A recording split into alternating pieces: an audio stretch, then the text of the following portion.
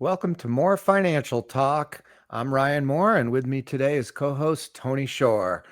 How you doing, Tony? I am great, Ryan. Great to be here with you today. I've had a crazy busy week, but got to spend some time with the family. Last weekend, we were talking before the show. You made a little trip with your family too, didn't you? Yeah, we did a little road trip, packed all the kids in the SUV, and went and visited some friends in St. Louis, and it was a great time, and we all got back in one piece. So it was good, but anytime you take a few days off, you always pay the price when you come back. So it's been a busy Oh, week for me too. yeah. I know you've been really busy, and there's been a lot going on. And I know we're going to talk about a number of things today. There's going to be a lot of changes coming up over the next year or so. We'll address those in upcoming shows. You know, the big beautiful bill. We'll see how all that shakes out Yeah. from that being passed. So there is a lot going on, but we had a great show last week. Very special guest that went well. And this week, it's an interesting topic. You said you wanted to talk about the question that people ask: can life insurance be treated as an investment?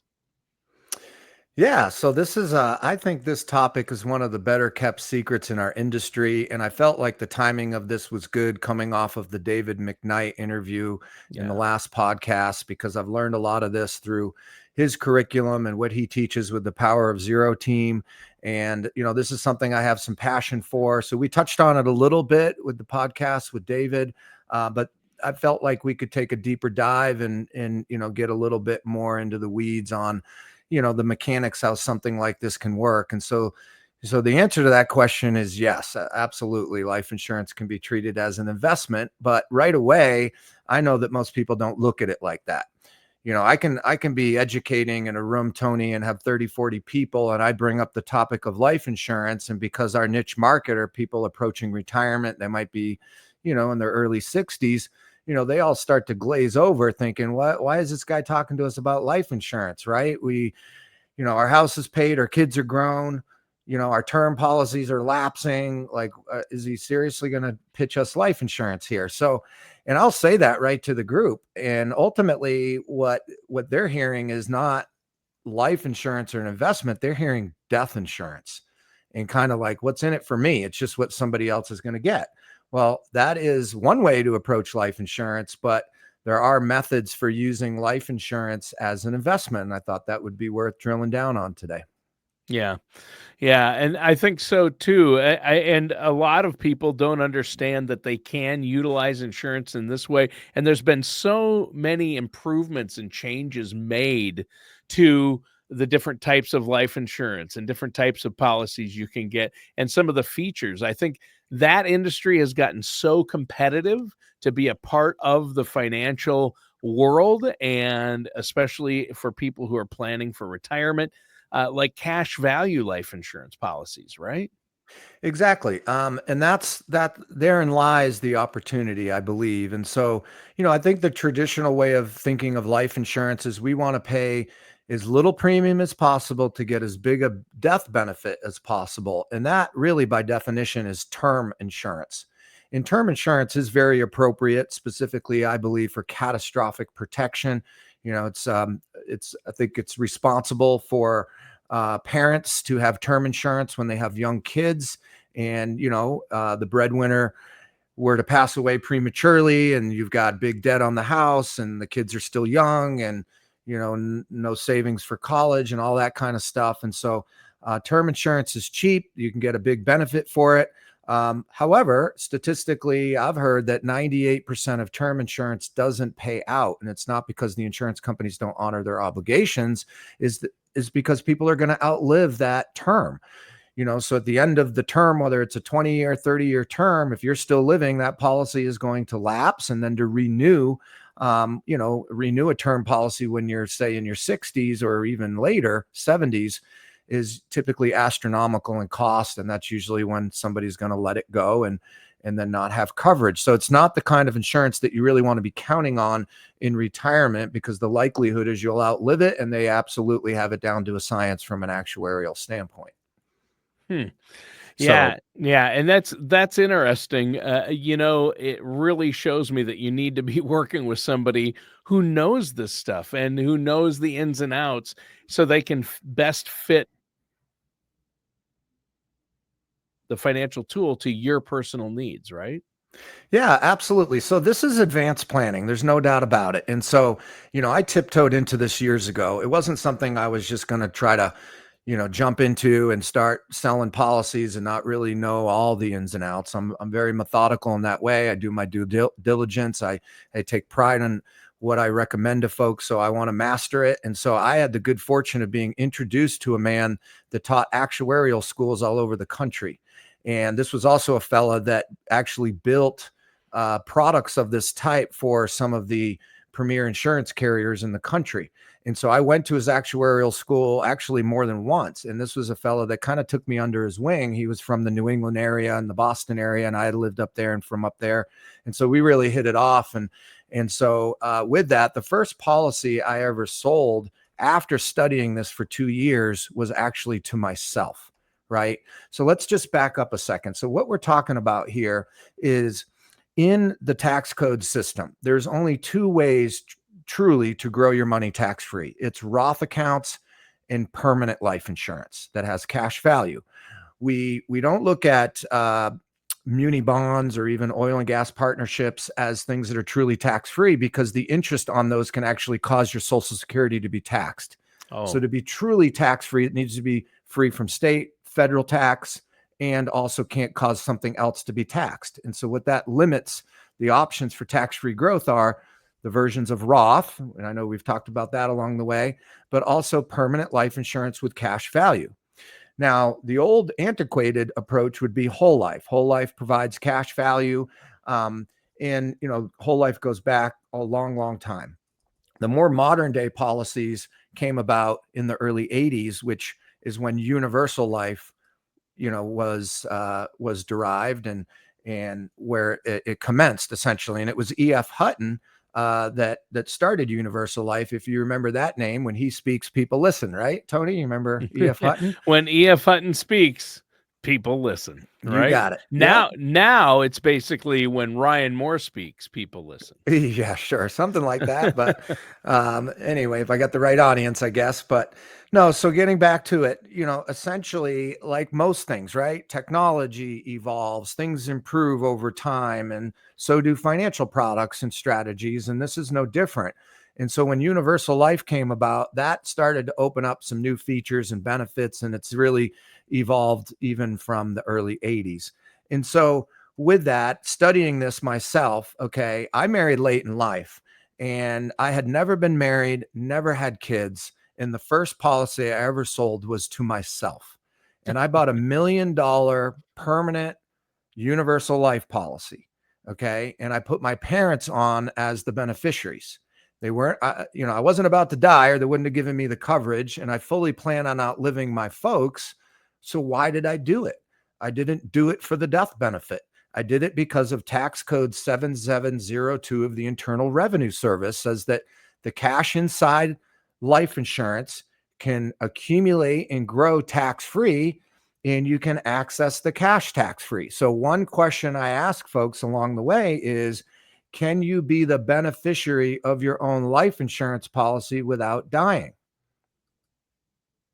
And the answer is yes, Wow. because the the benefit in this type of planning is the money inside the policy that's in the cash account can grow like an investment, and it's growing tax free, and you can access that cash in your lifetime and use the money however you want.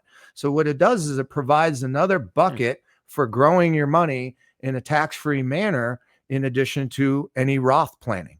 But with that, it comes with other bells and whistles, and we'll get into that a little bit more as we go here. So, okay. So, and I've heard about these cash value life insurance policies and how people are utilizing them as part of their retirement income plan. Let's get into it and tell me how this is going to work. Yeah. So with something like this, okay, think about it going back to term. We want term insurance put in as little as possible to get as big a benefit as possible. This is Right. taking that concept and essentially turning it on its head. So if you're trying to build and grow and save and accumulate, do you want to put in the least amount of money? That's not how you build and save. If you're trying to No. build a bank account, you don't try to put in the least.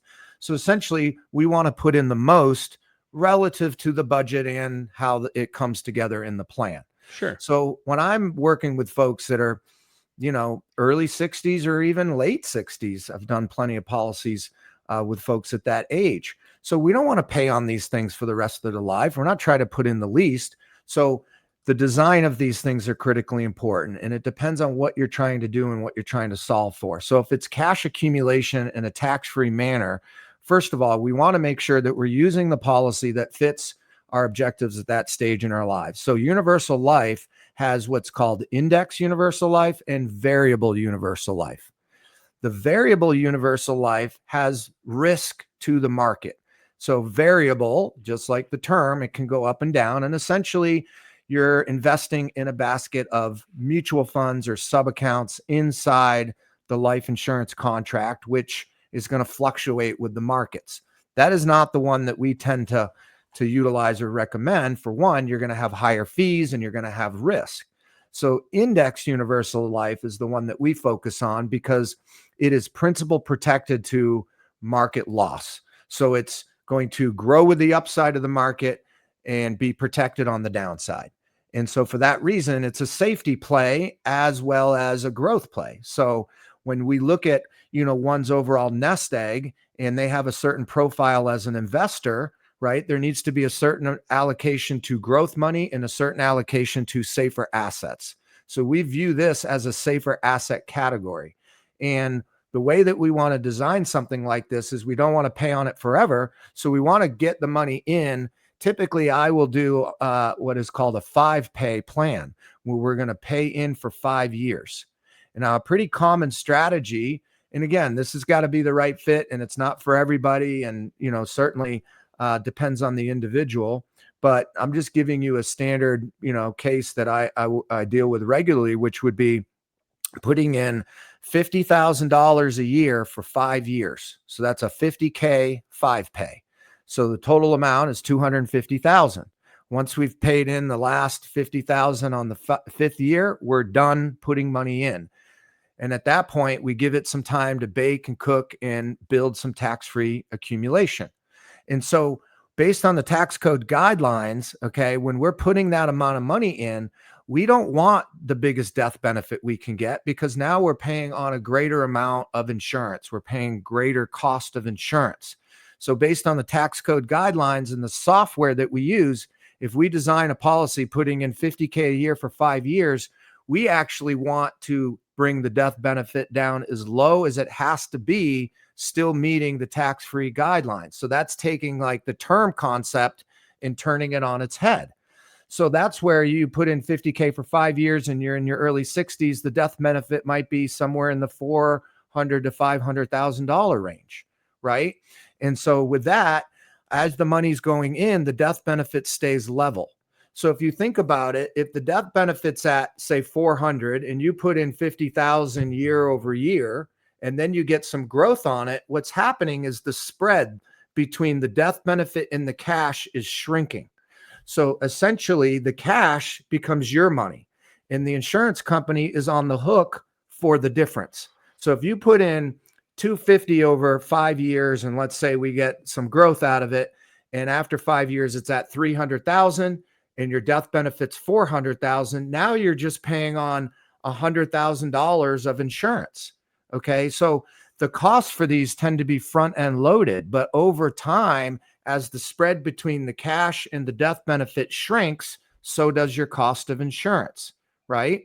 And so what can happen though, if you don't start taking money out and the cash continues to grow and it starts to get close to that death benefit, it will actually push the death benefit higher. The cash can never match the death benefit or exceed it, or it all becomes taxable.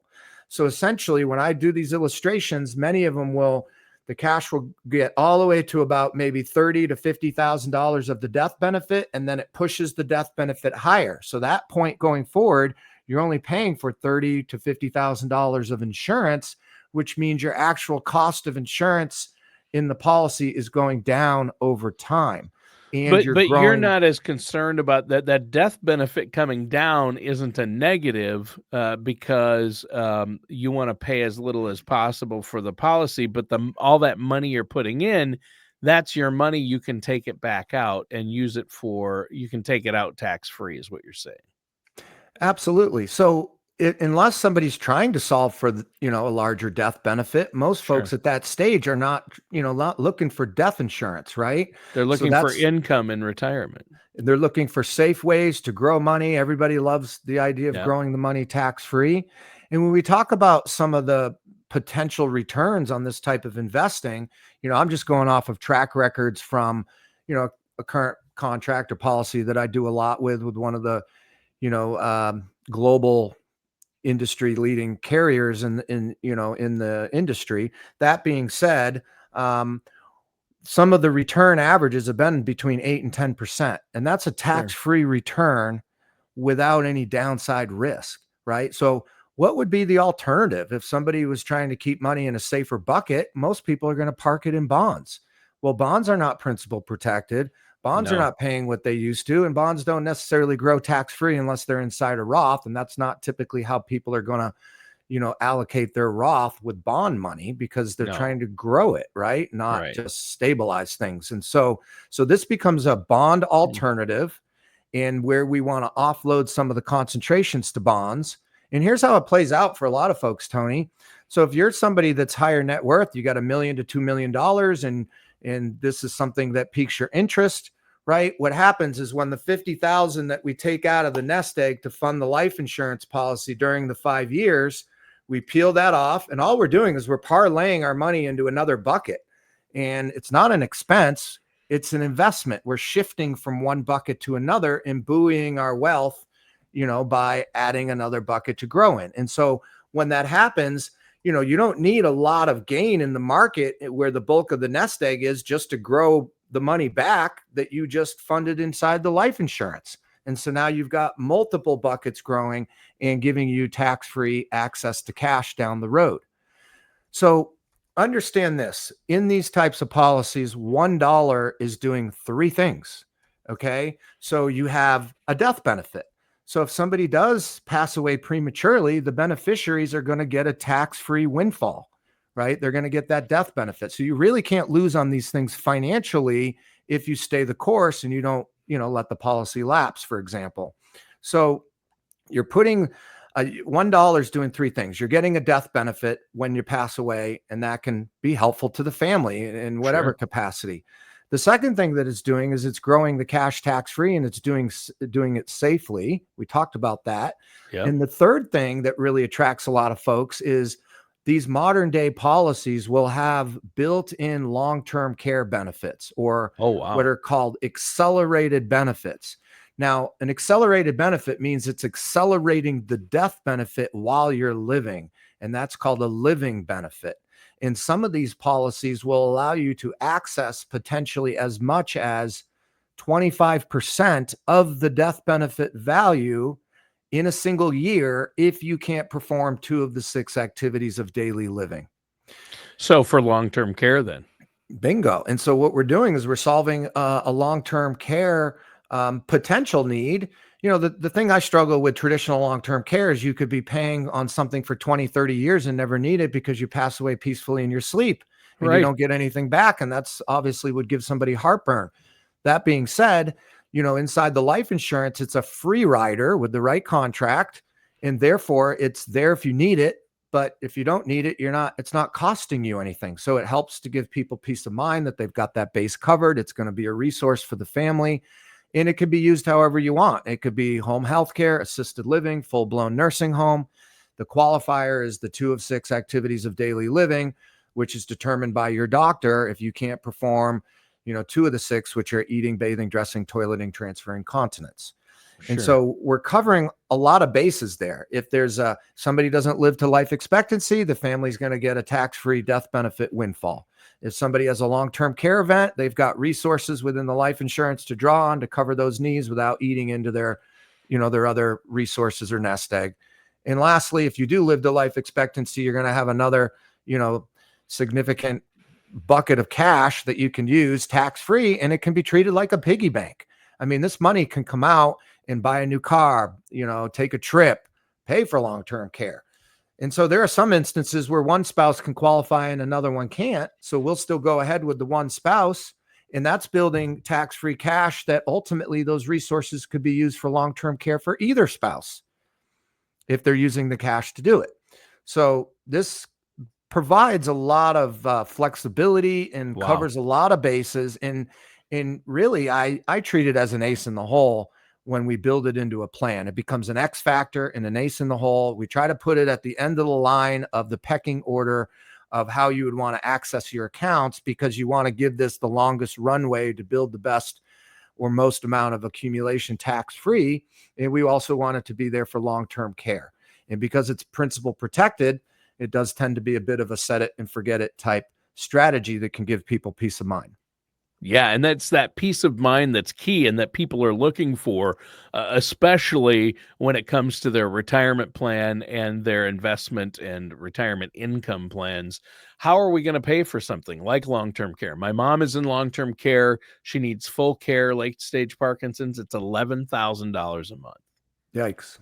Yeah, exactly. So you need to utilize some of these options, and especially if you can get growth, principal protection, and tax advantage. It really is so great for so many people. And like you said earlier, it depends on your situation, depends on what you have and what your goals are. But for a lot of people, this has become, I know a lot of baby boomers utilize this cash value life insurance. I think that's huge.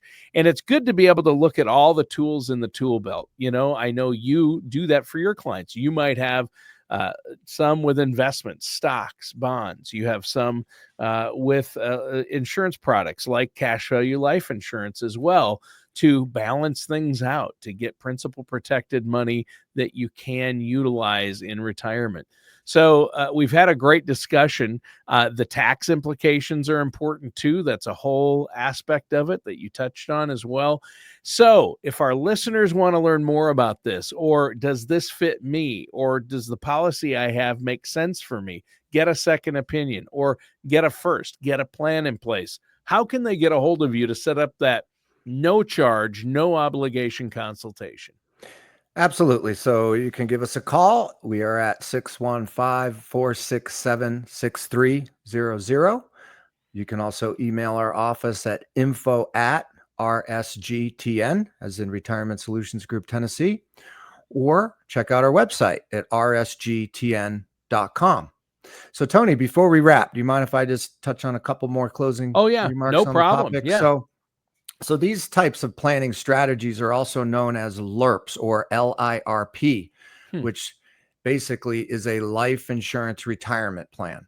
And we talked with McKnight in the last podcast, and his flagship book is The Power of Zero: How to Transform Your Retirement to a 0% Tax Bracket, right? So I've been trained by some of the best, and that book is a tremendous resource. But David also wrote a book on the life insurance topic as well, and it is called Look Before You LIRP.